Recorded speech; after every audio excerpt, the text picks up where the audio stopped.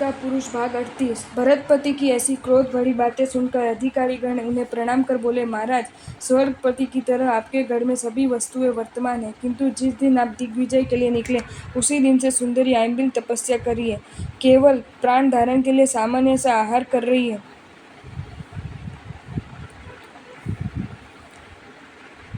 अपने इन्हें दीक्षा देने से रोक दिया था, इसी से ये भाव दीक्षा लेकर समय व्यतीत कर रही है। ये सुनकर कल्याणकारी महाराज भरत सुंदरी से बोले, कल्याणी, तुम क्या दीक्षा लेना चाहती हो? सुंदरी ने प्रत्युत्तर दिया, हाँ महाराज। सुनते ही महाराज भरत बोले, हाथ प्रमाद व सरलता के कारण मैं आज पर्यंत इसके व्रत में विघ्नकारी बना रहा। ये कन्या तो अपने पिता की तरह है और उनके पुत्र होकर भी मैं सर्वदा विषय में आसक्त और राज्य में प्रतृप्त रहा। आयु जलतरंग भी नाशवान है, फिर भी विषय आसक्त व्यक्ति ये समझना नहीं चाहता अंधकार में चलने के समय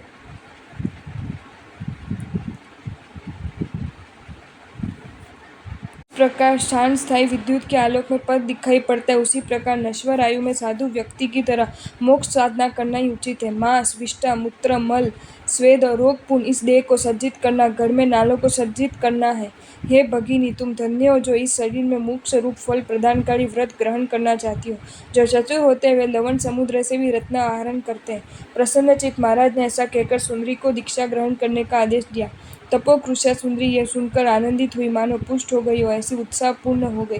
उसी समय जगत रूपी मयूर के लिए मेघतुल्य भगवान ऋषभ विहार करते हुए अष्टापद पर्वत पर आए। वहां उनका संवत्सरण लगा। रत्न सुवर्ण रौप्य के द्वितीय पर्वत तुल्य उस पर्वत पर देवताओं ने संवत्सरण की रचना की।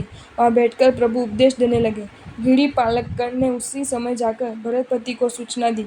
इस संवाद को सुनकर मेदिनी पति भरत को जितना आनंद हुआ उतना आनंद उन्हें 6 खंड पृथ्वी को जय कर भी नहीं हुआ। प्रभु के आगमन का संवाद लाने वाले अनुचर को 12 कोटि स्वर्ण मुद्रा पुरस्कार में दी और सुंदरी को बोले, तुम्हारे मनोरथ के मूर्तिमान सिद्धि तुल्य जगत गुरु विहार करते हुए यहाँ आए। फिर दासियों की तरह अंतपुरिकाओं द्वारा सुंदरी को निष्क्रमणाभिषेक करवाए। सुंदरी ने स्नान कर पवित्र विलेपन किया। द्वितीय विलेपन की तरह अचल युक्त उज्ज्वल वस्त्र और उत्तम रत्नालंकार धारण किए। यद्यपि उसने शील रूप अलंकार धारण कर रखे थे, फिर भी व्यवहार रक्षा के लिए अन्य अलंकार स्वीकार किए। उस समय रूप संपत्ति से सुशोभित सुंदरी के सन्मुख स्त्री रत्न सुभद्रा दासी सी लगने लगी। छह संपन्ना वह सुंदरी बाला संचरमान कल्पलता सी याचकों को प्रार्थित ऐश्वर्य दान करने लगी। हंसिनी जिस प्रकार कमलिनी पर बैठती है, उसी प्रकार कपूर रस से श्वेत वस्त्रों से सुशोभित होकर वह एक शिविका में बैठ गई। हस्ती, अश्वारोही, पदातिक और रथों से पृथ्वी को आवृत कर महाराज भरत मरुदेवी की तरह सुंदरी के पीछे पीछे चलने लगे। उनके दोनों ओर चंवर डुलाए जा रहे थे। मस्तक पर श्वेत छत्र शोभा पा रहा था। चारण और भाट उनके संयम की दृढ़ता की प्रशंसा कर रहे थे। भ्रातृ वधुएं दीक्षा उत्सव का मांगलिक गीत गा रही थी एवं उत्तम स्त्रियां पद पद पर निछावर कर रही थी। इस प्रकार साथ चलने वाले अनेक पुण्य पात्रों से शोभायमान सुंदरी प्रभु चरणों से पवित्र अष्टापद पर्वत की अध्यात्मिका में पहुंच गए। चंद्र सहित उद्याचल की भांति प्रभु सहित उस पर्वत को देखकर भरत और सुंदरी आनंदित हुए। स्वर्ग और मोक्ष जाने के सोपान रूप विशाल शिलायुक्त उस पर्वत पर दोनों ने आरोहण किया और संसार भय से भीत जोनों के शरण तुल्य 4 द्वार विशिष्ट और शुद्रकृत जम्बूद्वीप के प्राकारों से वे संवत्सरण के निकट गए। उन्होंने उत्तर द्वार से विधिवत संवत्सरण में प्रवेश किया। फिर हर्ष और विनय से स्वशरीर को उच्छ्वासित और संकुचित कर प्रभु की 3 प्रदक्षिणा दी। पंचांगों से भूमि स्पर्श कर प्रणाम किया। उस समय ऐसा लग रहा था कि वे भूतलगत रत्न या प्रभु बिंब को देखने का प्रयास कर रहे। फिर चक्रवर्ती भक्तिभूत वाणी से प्रथम धर्म चक्रवर्ती की स्तुति करने लगे। हे प्रभु, असत कथनकारी लोग अन्य की स्तुति कर सकते हैं, किंतु मैं आप में जो गुण है उनका वर्णन करने में असमर्थ हूँ, अतः मैं आपकी स्तुति कैसे करूँ। फिर भी दरिद्र जब लक्ष्मीमान के पास जाता है तब कुछ न कुछ उपहार अवश्य देता है। हे जगन्नाथ, मैं भी इस भाव से आपकी स्तुति करूँगा। हे प्रभु, सन्निपात रोग असाध्य है, किंतु आपकी अमृत रस तुल्य औषध रूपी वाणी महामोह रूपी सन्निपात ज्वर को दूर करने में समर्थ है।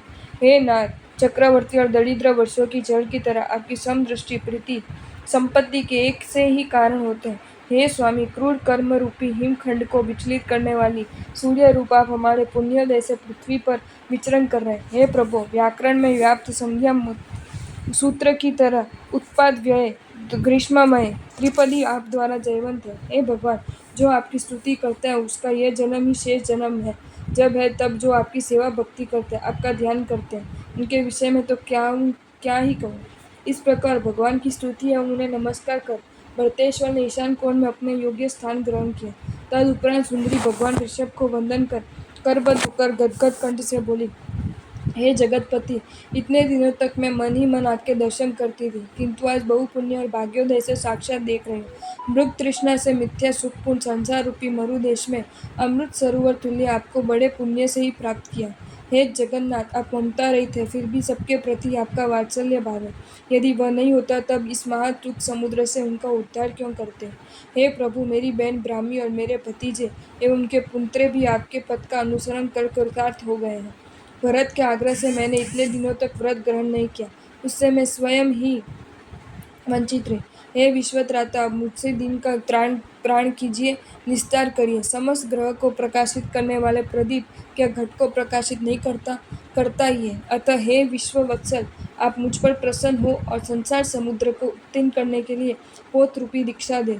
सुंदरी के ऐसे वाक्य सुनकर वत्से तुम धन्य हो कहकर सामयिक सूत्र उच्चारित कर उसे दीक्षा दे दी।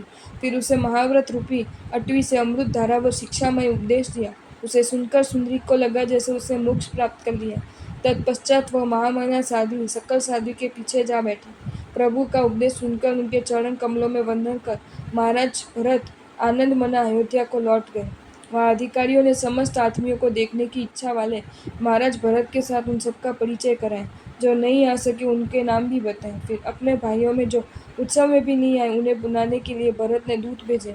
दूत जाकर बोला, यदि राज्य की इच्छा है तो महाराज भरत की सेवा करो। दूत की बात सुनकर उन्होंने विचार विवेचन कर उत्तर दिया, पिताजी ने भरत को और हम सबको राज्य बांट दिया। अब भरत की सेवा करने पर वे हमें और अधिक क्या देंगे। मृत्यु आने पर क्या उसका निवारण कर सकेंगे। वे क्या देह आक्रमणकारी जरा राक्षसी को दंड देने में सक्षम होंगे। क्या वे दुखदायी व्याधि रूप व्याध को निहत कर सकेंगे। वे क्या उत्तर उत्तर वर्धित तृष्णा को नष्ट कर सकेंगे। यदि सेवा का ये सब फल देने में भरत असमर्थ है, तब सामान्य मनुष्य रूप में कौन किसकी सेवा के योग्य है। उनके पास अनेक राज्य हैं, उससे भी उनका संतोष नहीं, अतः अपने बल से हमारा राज्य लेना चाहते हैं। तो हम भी तो उसी पिता के पुत्र हैं। फिर भी हे दूत, पिताजी की अनुमति के बिना तुम्हारे प्रभु के साथ जो हमारे अग्रज है युद्ध भी करना नहीं चाहते। दूत को ऐसा कहकर ऋषभ देव के वे 18 पुत्र अष्टापद पर्वत पर संवत्सरण में अवस्थित भगवान ऋषभ के पास गए। वहाँ 3 प्रदक्षिणा देकर उन्हें प्रणाम कर दोनों हाथ मस्तक पर रखकर इस प्रकार स्तुति करने लगे, हे प्रभु, जबकि देवकी आपकी स्तुति करने में असमर्थ है, तब और कौन आपकी स्तुति करने में समर्थ हो सकता है। फिर भी बाल सुलभ चपलतावश हम आपकी स्तुति करते हैं, जो सर्वदा आपको नमस्कार करते हुए तपस्वियों से भी बढ़कर है, जो आपकी सेवा करते हुए योग्यों से भी अधिक है। हे विश्व प्रकाशितकारी सूर्य, प्रतिदिन नमस्कार करने वालों के मस्तक में आपके चरण नखों के किरण जाल अलंकार की भांति शोभा पाते, वे ही धन्य है। हे जगतपति, आप साम या बल के किसी में भी कुछ ग्रहण नहीं करते, फिर भी आप त्रिलोक चक्रवर्ती हैं। स्वामी, जिस प्रकार समस्त जलाशयों के जल में चंद्र का प्रतिबिंब पड़ता है, उसी प्रकार आप एक होकर भी समस्त जगवासियों के हृदय में निवास करते हैं। हे देव, जो आपकी स्तुति करते हुए जगत में सभी की स्तुति हो जाते हैं, जो आपकी पूजा करते हुए सभी के पूज्य हो जाते हैं, एवं जो आपको नमस्कार करते हुए सभी के नमस्कार योग्य हो जाते हैं। इसीलिए आपकी भक्ति को महान फलदायी बताया गया है। दुख रूपी दावानल में दग्ध पुरुषों के लिए आप मेघ तुल्य हैं और महामोह अंधकारी मूढ़ मनुष्यों के लिए दीपक तुल्य हैं। पथ के छाया प्रदानकारी वृक्षों के तरह आप धनी दरिद्र गुणी मूर्ख सभी के समान उपकारी हैं। इस भांति स्तुति कर सभी एकत्र होकर प्रभु के चरण कमलों में ब्रह्मर्षि दृष्टि निबद्ध कर विनीत कंठ से बोले, हे प्रभु, आपने भरत और हम लोगों में योग्यता अनुसार पृथक पृथक राज्य विभाजित कर दिया था। हमको जो राज्य मिला था हम उसी में संतुष्ट हैं, कारण प्रभु द्वारा दी गई निर्दिष्ट मर्यादा विनय वालों के लिए अलंघ्य है। किंतु हे भगवान, हमारे अग्रज भरत अपने और अन्य लोगों से छीनकर लिए हुए राज्य से भी जल में बड़वानल की तरह संतुष्ट नहीं है। उन्होंने जैसे अन्य लोगों के राज्य छीन लिए, उसी प्रकार हमारे राज्य भी छीन लेना चाहते हैं।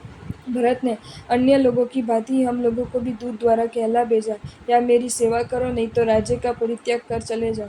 हे प्रभु, अपने को बलशाली समझने वाले भरत के कथन मात्र से भीत की भांति हम पिता प्रदत्त राज्य किस प्रकार त्याग कर सकते हैं। फिर अधिक समृद्धि की कामना नहीं करने पर भी हम भरत की सेवा क्यों करेंगे।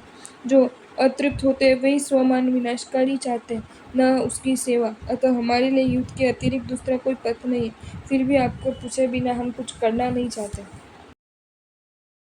आपको ये वीडियो अच्छा लगा हो तो इसे लाइक करें और शेयर करें, और ऐसे ही नए नए वीडियोज़ देखने के लिए सब्सक्राइब करें हमारी channel Jain facts and stories को।